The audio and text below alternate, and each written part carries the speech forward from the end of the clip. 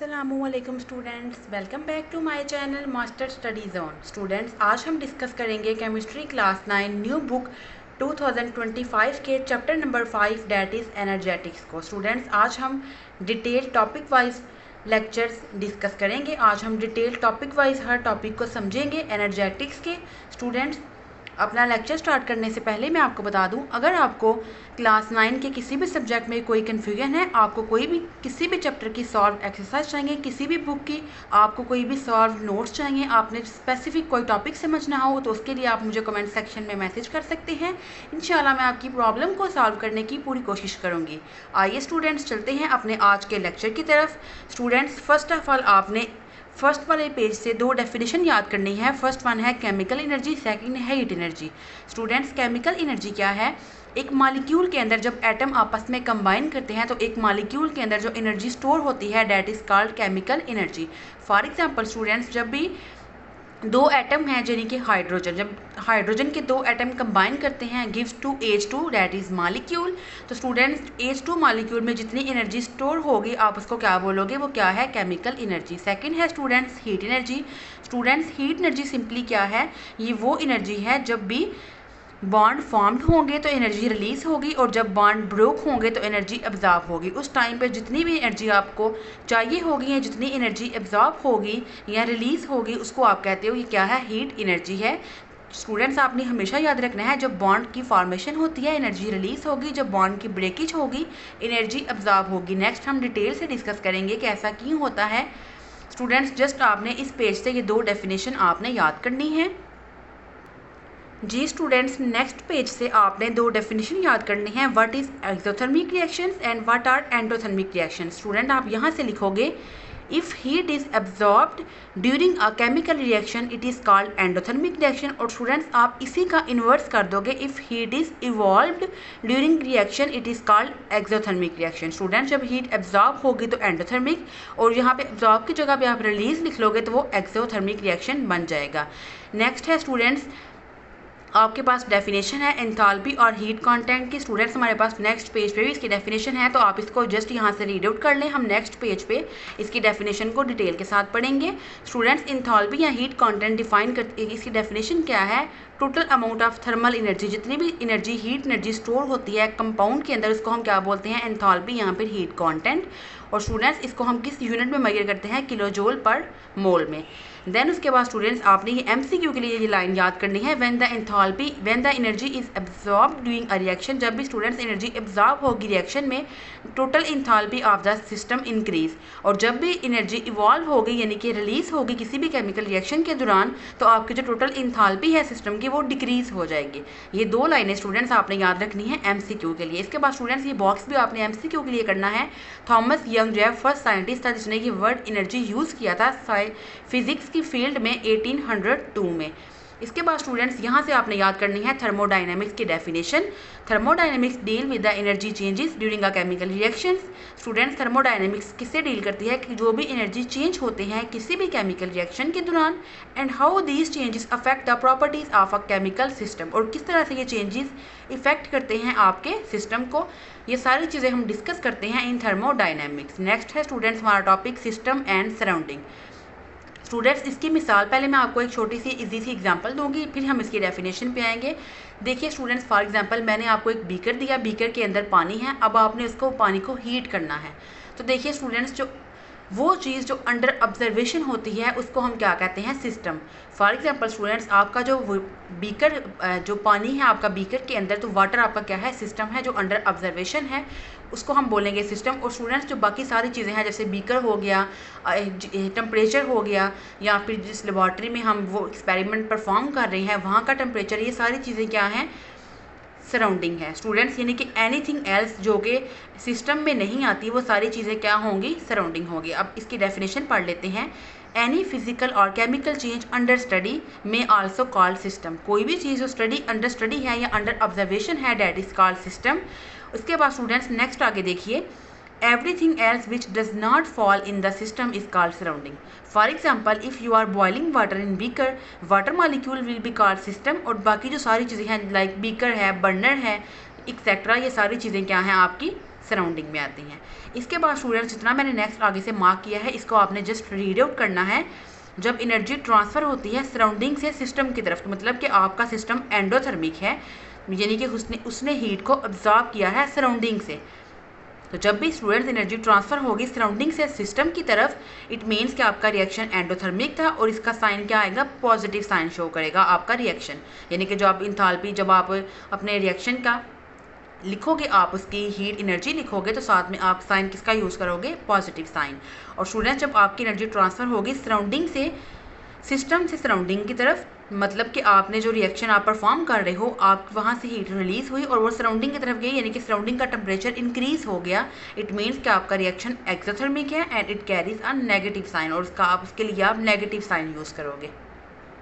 तो स्टूडेंट्स आपने एक बात याद रखनी है, जब भी आपका रिएक्शन एंडोथर्मिक होगा, यानी कि सराउंडिंग से हीट लेगा आपका सिस्टम, तो सराउंडिंग का टेम्परेचर कम हो जाएगा तो आपका रिएक्शन होगा एंडोथर्मिक।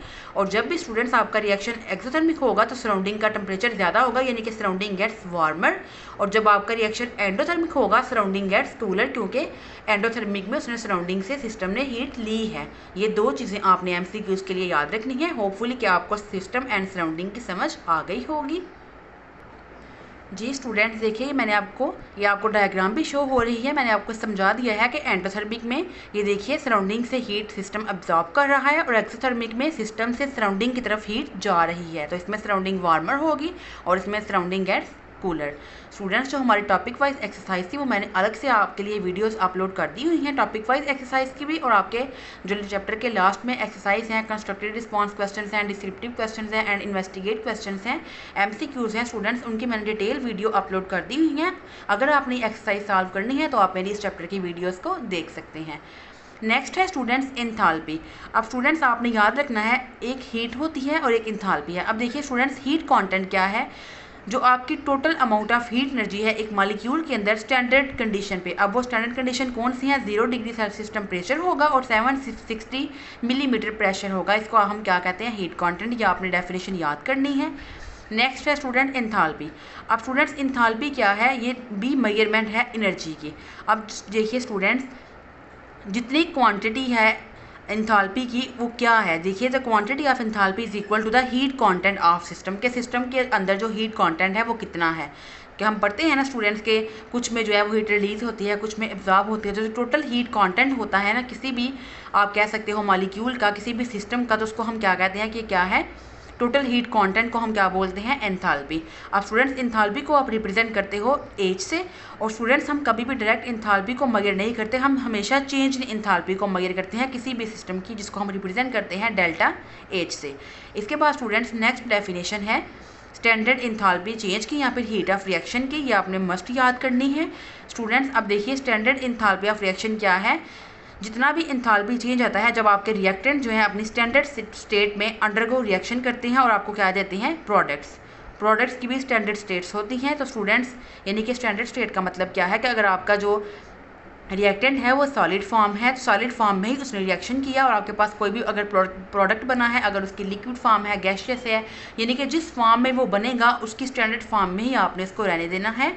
तो उस टाइम पे स्टूडेंट्स उस क्वांटिटी जो हीट होगी उसको हम क्या बोलेंगे, स्टैंडर्ड इंथैल्पी चेंज या फिर heat of reaction. For example students ये देखिए, कार्बन मोनोऑक्साइड प्लस O2 का आपने रिएक्शन करवाया तो आपके पास क्या बना, CO2। अब स्टूडेंट्स इसमें देखिए आपने याद रखना है डेल्टा H0 की वैल्यू है -566.0 किलोजोल, यानी कि 566 किलोजोल एनर्जी। अब माइनस का साइन क्या इंडिकेट कर रहा है, हीट रिलीज हुई है। This reaction in this system is exothermic reaction, यानी कि इसने 566 किलोजोल हीट एनर्जी जो है वो रिलीज की है, which is given to the surrounding, जो कि सिस्टम से सराउंडिंग की तरफ गई है। तो स्टूडेंट्स ये डेफिनेशन लिखनी है, साथ आपने ये एग्जाम्पल लिखनी है, तो आपकी जो डेफिनेशन है वो कंप्लीट हो जाएगी। जी स्टूडेंट्स यहाँ से बस आपने 3 डेफिनेशन याद करनी है, हीट कंटेंट की, एंथैल्पी की, और नेक्स्ट है स्टूडेंट्स स्टैंडर्ड एंथैल्पी की। अब स्टूडेंट्स ये बस जस्ट आपने याद करना है, ये आपका एक्सरसाइज का शॉर्ट क्वेश्चन भी है कि एंथैल्पी और एंथैल्पी चेंज में डिफरेंस क्या है, तो वो मैंने अपलोड कर दिया है। 5 to 6 पॉइंट का डिफरेंस है, वो डिफरेंस एंथैल्पी का और एंथैल्पी चेंज का, वो आप वहाँ से याद कर लीजिएगा। जी स्टूडेंट्स नेक्स्ट हमारा टॉपिक है how is enthalpy different from heat. अब स्टूडेंट्स एंथैल्पी हीट से कैसे डिफरेंट है। स्टूडेंट्स सबसे पहले आपने हीट के पॉइंट्स लिखने हैं। Heat is a form of energy that flow from hot body to cold body due to temperature difference. Next student आप लिखोगे we made heat in joule. Heat क्या है, आप लिखोगे heat is transfer of thermal energy. इसके बाद students heat का एक और पॉइंट है, heat is not essential part of a system, it just comes and goes. ठीक है स्टूडेंट्स, ये आपके पॉइंट्स थे हीट के। अब इसके कंट्रास्ट में आप लिखोगे एंथैल्पी के, इसके कंपैरिजन में आप लिखोगे एंथैल्पी। तो एंथैल्पी में आप लिखोगे enthalpy is the essential part of a system since it depends on the number of molecules present in that system. इसके बाद आप लिखोगे द केमिकल कंपोजिशन पे एंड इट्स स्ट्रक्चर पे। स्टूडेंट्स जो एंथैल्पी है ये एसेंशियल पार्ट है किसी भी सिस्टम का, जो डिपेंड करता है इसमें कितने नंबर ऑफ मॉलिक्यूल्स प्रेजेंट हैं किसी भी सिस्टम में।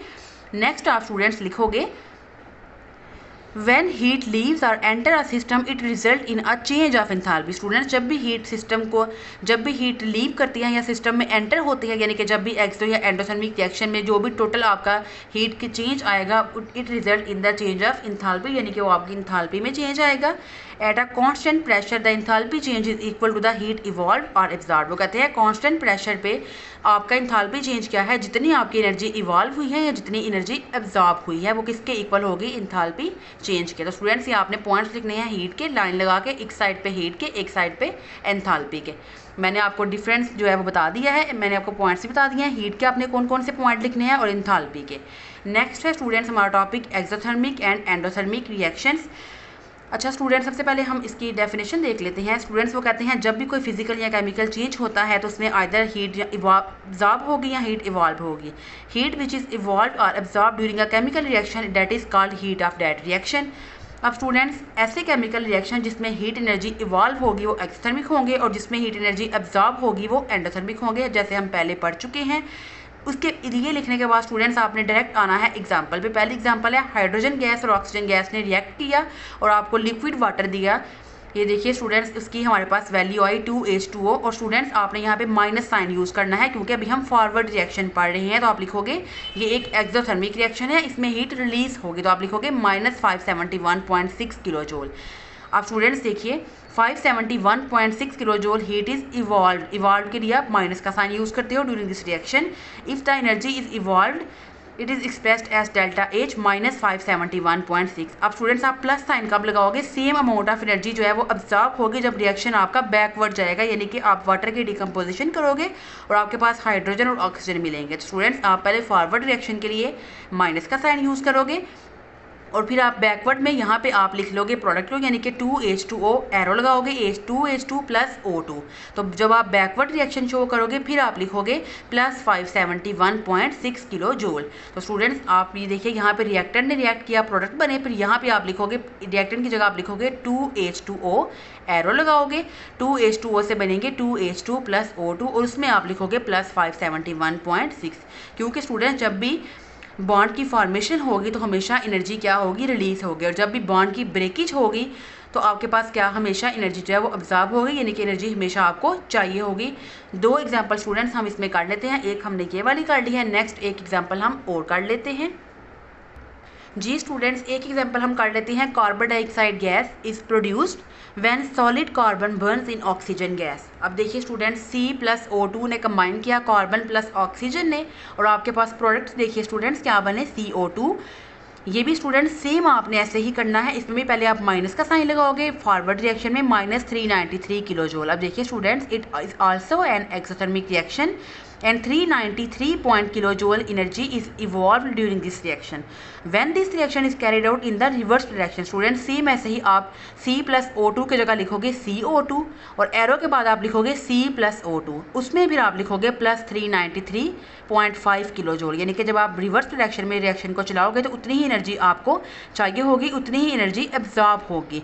और स्टूडेंट्स इसका एंथैल्पी चेंज यानी कि डेल्टा H की वैल्यू कितनी है इस रिएक्शन की, -393.5 किलो जूल पर मोल। ऐसे ही स्टूडेंट्स दो एग्जांपल आपको नीचे दी गई हैं, इनके जस्ट आपने वैल्यूज याद करनी है। H2 प्लस I2 जब कंबाइन करते हैं गिव्स टू 2HI, वैल्यू कितनी है -53.08 किलो जूल। ऐसे ही students nitrogen plus oxygen gives to 2NO यानी कि नाइट्रिक ऑक्साइड और वैल्यू कितनी है -180.6 किलो जूल। इनकी जस्ट आपने वैल्यूज याद रखनी है। और अगर आपको ये लॉन्ग क्वेश्चन आएगा right a note on exothermic and endothermic reactions, तो उसके लिए आप जितना मैंने आपको बताया, पहले आप उसकी हीट ऑफ रिएक्शन की डेफिनेशन लिखोगे, नेक्स्ट एक्सो की और एंडो की डेफिनेशन लिखोगे, और दो एग्जांपल आपने लिखनी है, एक हाइड्रोजन वाली जिसमें आपके पास वाटर की फॉर्मेशन हुई है, और एक इसमें आप लिखोगे CO2 की जिसमें आपके पास कार्बन डाइऑक्साइड की फॉर्मेशन हुई है। ये देखिए स्टूडेंट्स, मैंने आपके लिए लिख भी दिया है कि अगर आपको समझ ना आ रही होगी तो इस तरह से देखिए, जब आप फॉरवर्ड रिएक्शन करोगे कार्बन प्लस ऑक्सीजन मिलेंगे, CO2 बनेंगे, तो आप लिखोगे -393 किलो जूल। और सेम जब आप लिखोगे रिवर्स डायरेक्शन में रिएक्शन को चलाओगे, यानी कि CO2 की ब्रेकडाउन होगी और आपको कार्बन प्लस ऑक्सीजन मिलेगा, तो आप लिखोगे +393। इसमें आप प्लस लिखोगे और इस रिएक्शन में आप माइनस की वैल्यू लिखोगे, क्योंकि इसमें बॉन्ड की फॉर्मेशन हुई है, एनर्जी क्या होगी, रिलीज होगी, और इसमें बॉन्ड की ब्रेकेज हुई है, एनर्जी एब्जॉर्ब होगी, यानी कि प्लस साइन आएगा। जब भी स्टूडेंट्स एनर्जी एब्जॉर्ब होगी, एंडोथर्मिक रिएक्शन होगा तो प्लस साइन आएगा, एनर्जी रिलीज होगी माइनस साइन होगा, तो यानी कि वो एक्सोथर्मिक रिएक्शन होंगे। होपफुली स्टूडेंट्स अब आपको समझ आ गई होगी। नेक्स्ट जो पीछे हमने रिएक्शन पिछले प्रीवियस में पढ़ा था जिसमें वाटर की फॉर्मेशन हुई है, उसको भी आपने सेम ऐसे ही लिख लेना है। जी स्टूडेंट्स, नेक्स्ट है हमारे पास स्टूडेंट्स एक्सोथर्मिक रिएक्शंस के कुछ हमारे पास यूजेस हैं कि किस तरह से जो एक्सोथर्मिक रिएक्शंस हैं वो कैसे हमारे लिए हेल्पफुल हैं, हमारी एनर्जी रिक्वायरमेंट को किस तरह से पूरा करते हैं। स्टूडेंट्स, अगर आपको आएंगे कि write down the uses of exothermic reactions, आप इसके ऊपर लॉन्ग क्वेश्चन लिख लें। मैं लिखना भूल गई हूँ कि क्या यूजेस हैं स्टूडेंट्स एक्सोथर्मिक रिएक्शंस के, तो उसमें फिर आप ये वाला कंप्लीट आंसर लिखोगे। तो स्टूडेंट्स, आप यहाँ से स्टार्ट करोगे, जो केमिकल एनर्जी कन्वर्ट होती है इनटू हीट एनर्जी में, और हम फ्यूल को बर्न करते हैं लाइक गैस को, ऑयल को और कोल को फूड कुक करने के लिए and other food heating process के लिए हमारे होम और इंडस्ट्रीज़ में। स्टूडेंट्स, इस बर्निंग प्रोसेस के दौरान क्या होगा, इस प्रोसेस के दौरान क्या होगा, during this process is called combustion, और हमारे पास जो सब्सटेंस प्रेजेंट होंगे फ्यूल में वो रिएक्ट करेंगे ऑक्सीजन से of the air to produce certain amount of heat, तो आपको हीट जो है वो मिलेगी। नेक्स्ट आपने स्टूडेंट्स करना है सेकंड पैराग्राफ में, a large portion of electricity is produced at power station by burning fuel such as natural gas, oil and coal, और वो हीट जो कहाँ से आती है, फ्रॉम द कंबशन से, is use to produce steam at high pressure. The high pressure steam is then use to rotate turbines, और turbines आगे से क्या जनरेट करती हैं, इलेक्ट्रिसिटी। स्टूडेंट्स, लास्ट वाला आपने करना है ये फायरवर्क्स वाला। Fireworks are the result of combustion reactions. Student, जो फायरवर्क्स है, आतिशबाजी है, वो भी किसके रिजल्ट से आती है, कंबस्शन रिएक्शन से, जिसमें आपको हीट, लाइट और साउंड मिलती है।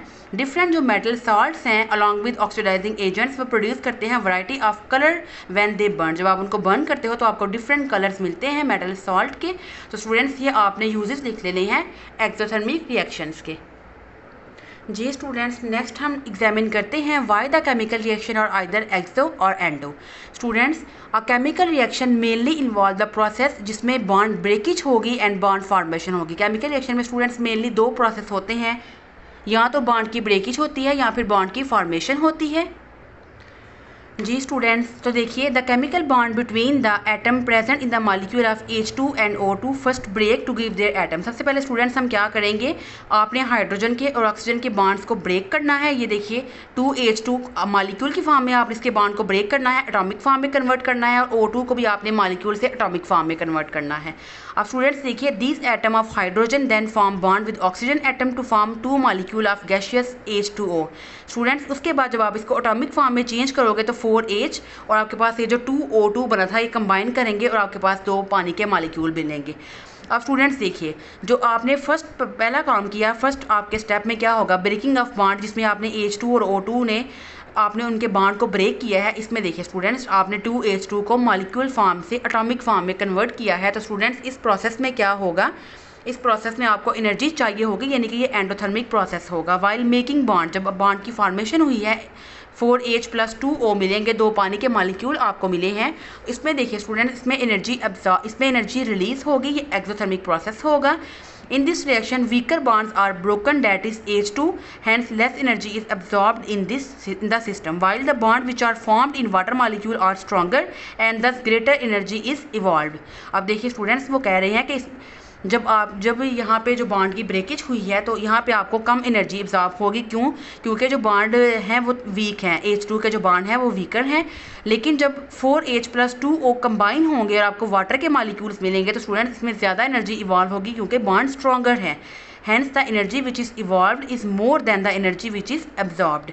यानी कि स्टूडेंट्स, जो एनर्जी रिलीज हुई है वो ज़्यादा होगी, और जो एनर्जी एब्जॉर्ब हुई थी जब आपने इनके एटॉमिक फॉर्म में एटम को मॉलिक्यूल को कन्वर्ट किया था तो उसके लिए जब आपको एनर्जी जो चाहिए थी वो कम थी और जो एनर्जी रिलीज़ हुई है वो ज़्यादा है। जब पानी के जब दो आपके पास पानी के मालिक्यूल बने हैं तो एनर्जी जो रिलीज़ हुई है वो मैक्सिमम है। देखिए स्टूडेंट्स, जब आपने H2 को 2H में कन्वर्ट करवाया तो जो एनर्जी चाहिए हुई वो थी 435 किलो जूल पर मोल।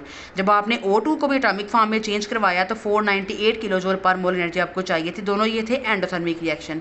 लेकिन स्टूडेंट्स, जब आपके पास O प्लस H यानी कि जब ऑक्सीजन के और हाइड्रोजन ने कंबाइन किया तो आपके पास जो एनर्जी रिलीज़ हुई वो थी -484 किलो जूल पर मोल, यानी कि ये थी एक्सोथर्मिक। इसमें आपको हीट जो है वो रिलीज़ हुई है।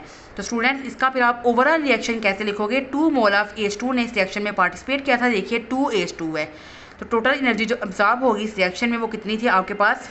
870। यानी कि आप क्या करोगे, आपके पास 2 मोल्स हैं तो आप 435 को 2 के साथ मल्टीप्लाई कर दोगे। 2 5 टाइम 10, 0 लगा 1 कैरी, 2 3 टाइम 6 और 1 7 और 2 4 टाइम 8। ऐसे ही स्टूडेंट्स, जो O2 की थी वो आपके पास देखिए एक ही मोल था, वो आप एज इट इज़ लिख दोगे 498। और उसके बाद स्टूडेंट्स आपके पास 2H2 प्लस O2 यानी कि एक O और एक H मिले तो 484 एनर्जी जो है वो आपके पास क्या होती है? रिलीज़ होती है। तो स्टूडेंट्स, अगर आप इन दोनों का सम करोगे 2H2 प्लस O2 का और आपके पास 4H प्लस 2O2 बने, 2O के आपके पास जो है वो एटम बने थे, तो आप इन जब दोनों को प्लस करोगे आंसर आएगा 1368 किलो जूल एनर्जी, यानी कि आपको चाहिए होगी, एब्जॉर्ब होगी बॉन्ड्स को ब्रेक करवाने के लिए। तो स्टूडेंट्स, इसका मतलब कि 1368 किलो जूल एनर्जी एब्जॉर्ब होती है व्हेन 2 मोल ऑफ H2 और 1 mole of O2 break their bond to convert themselves into atoms. अब देखिए, अब हीट रिलीज कितनी हुई है? टोटल एनर्जी जो इवॉल्व होती है इन द फॉर्मेशन ऑफ, आपके पास एक OH बॉन्ड की मैंने पढ़ा था पीछे स्टूडेंट्स कि एक अगर OH बॉन्ड जो है जब बनते हैं तो आपके पास कितनी एनर्जी जो है वो रिलीज होगी?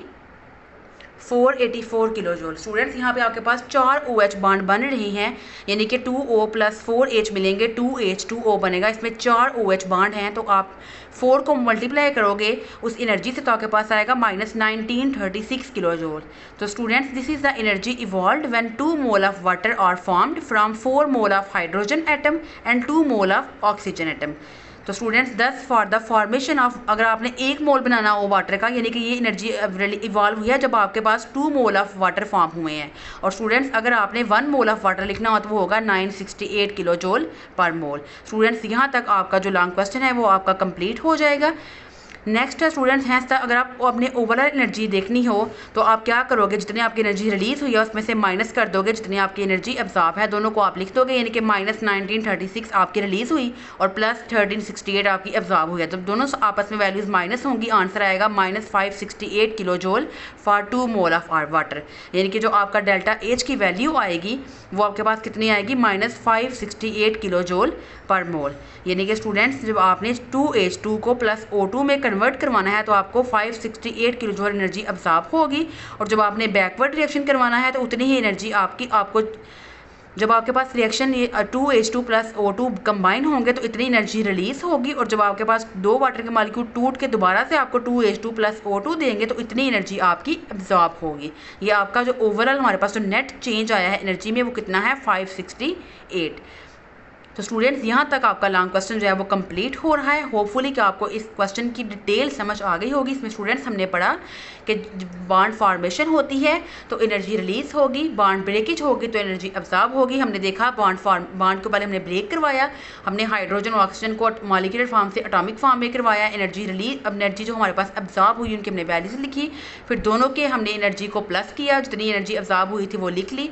फिर स्टूडेंट्स, जब हमारे पास 2 मोल पानी के बने तो एक OH बॉन्ड के लिए जितनी एनर्जी रिलीज हो रही थी हमारे पास 4 OH बॉन्ड बने थे, 4 से मल्टीप्लाई करवाया, बाद में दोनों एनर्जीज को आपने प्लस माइनस किया तो आपके पास आंसर कितना आ गया? जितनी रिलीज हो रही थी वो लिखी, प्लस जितनी एब्जॉर्ब थी प्लस का साइन लगा के वो लिखी, माइनस किया तो 568 आ गया। यानी कि स्टूडेंट्स, ये नेट चेंज है एनर्जी का कि अगर आपने 2H2 प्लस O2 को आप कंबाइन करवाओगे वाटर बनेगा तो आपके पास इतनी एनर्जी रिलीज होगी, और जब आपने इसी को बैकवर्ड करना होगा यानी कि बॉन्ड तोड़ने होंगे H2O के तो उतनी ही एनर्जी आपको चाहिए होगी 568 किलो जूल। तो स्टूडेंट्स, यहाँ तक आपका लॉन्ग क्वेश्चन जो है वो कंप्लीट हो रहा है। तो स्टूडेंट्स ये लॉन्ग क्वेश्चन आपको इस तरह से आ सकता है, explain the energy changes during the formation and breakage of bond, कि आप एनर्जी चेंज को शो करवाओ, कैसे एनर्जी चेंज होता है जब बॉन्ड ब्रेक होते हैं या जब बॉन्ड की फॉर्मेशन होती है। इस तरह से आपको ये लॉन्ग क्वेश्चन स्टूडेंट्स पेपर में आ सकता है। ये बॉक्स आपने जो है इसको रीड आउट कर लेना है। इसमें बॉन्ड डिसोसिएशन एनर्जी लिखी हुई है, H2 की है, O2 की है, और बॉन्ड फॉर्मेशन एनर्जी यानी कि OH की वैल्यू इसमें लिखी गई है। ये MCQ के लिए इंपॉर्टेंट है। इस बॉक्स को आप एक दफ़ा पढ़ लीजिएगा, इन वैल्यूज़ को आप याद कर लीजिएगा। So students this was all about our 2 days lecture. आज का लेक्चर यहीं पे वाइंड अप करते हैं। नेक्स्ट स्टूडेंट्स इंशाल्लाह हम डिस्कस करेंगे 5.4 यानी कि how does a reaction take place, और अपने टॉपिक 5.5 को जिसमें हम डिस्कस करेंगे एरोबिक एंड एनारोबिक रेस्पिरेशन को। तो स्टूडेंट्स इंशाल्लाह नेक्स्ट हम डिस्कस करेंगे इन 2 टॉपिक्स को। तो स्टूडेंट्स आपको मेरे आज के लेक्चर में कोई कन्फ्यूजन हो, कोई क्वेश्चन हो, तो आप मुझे कमेंट सेक्शन में मैसेज कर सकते हैं। स्टूडेंट्स मिलेंगे इंशाल्लाह अपने नेक्स्ट वीडियो में एक नए टॉपिक के साथ। तब तक के लिए अल्लाह हाफिज़।